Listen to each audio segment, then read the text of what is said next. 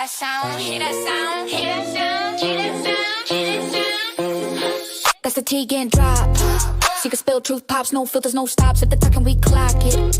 Grab your drink, let's sip, let's spill, let's drop in a tea. Hey T-Squad, it's Kirsty. Let's get into this one, because it wasn't just a random emotional live, it was Cardi controlling the narrative before the internet twisted it. Cardi B went live shortly after a breakup, and right away people started assuming she left, she chose peace, or she walked away on her own terms. That is not what she said, and that misunderstanding is exactly why she hit go live in the first place. Let's break it down properly. Cardi made this clear more than once. She didn't end the relationship, she was dumped. She didn't sugarcoat it. She didn't play the "I chose myself" card. She straight up said she didn't want it to end, but she also wasn't about to beg or chase someone who had already mentally checked out. And that's important, because the internet loves to flip rejection into empowerment, whether the person feels empowered or not. Cardi wasn't pretending. She was being honest.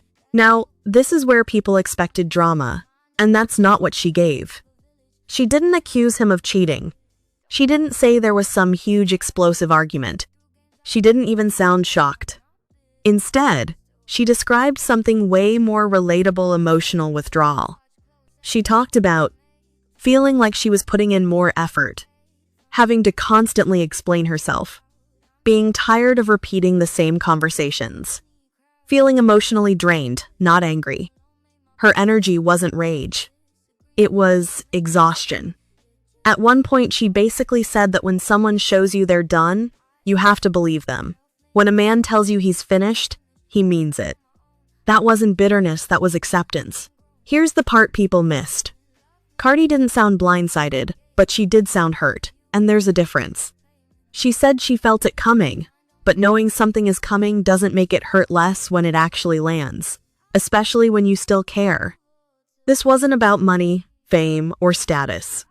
She made it clear it was about effort and emotional presence. And when someone slowly pulls away instead of blowing things up, it messes with your head more because you're left wondering when the shift actually happened. Cardi didn't go live for sympathy.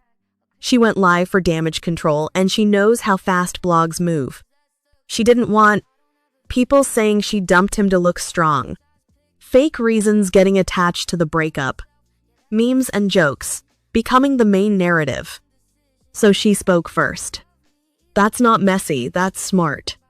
Cardi has learned the hard way that if she doesn't tell her own story, someone else will, and they'll do it louder and dirtier. She wasn't crying hysterically. She wasn't dragging him. She wasn't saying he's trash. She was calm, hurt, reflective, and very clear that she was closing the door. That's a woman who's processing in real time, not performing. And honestly, processing out loud has always been Cardi's thing through music, lives, and posts. Expecting her to suddenly go silent because she's famous is unrealistic. This live fits a pattern we've seen before.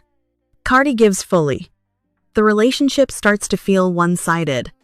She speaks before the internet spins it. She accepts the ending instead of rewriting it. That's growth even when it hurts. Yes, it was emotional. Yes, it was raw. And no, it wasn't a PR stunt. It was a woman being honest about being dumped, not pretending it didn't sting, and choosing clarity over fake strength. And honestly, that's more relatable than any perfectly curated breakup statement. If you felt this one, drop a in the comments. Like and subscribe, and as always, keep sipping that tea.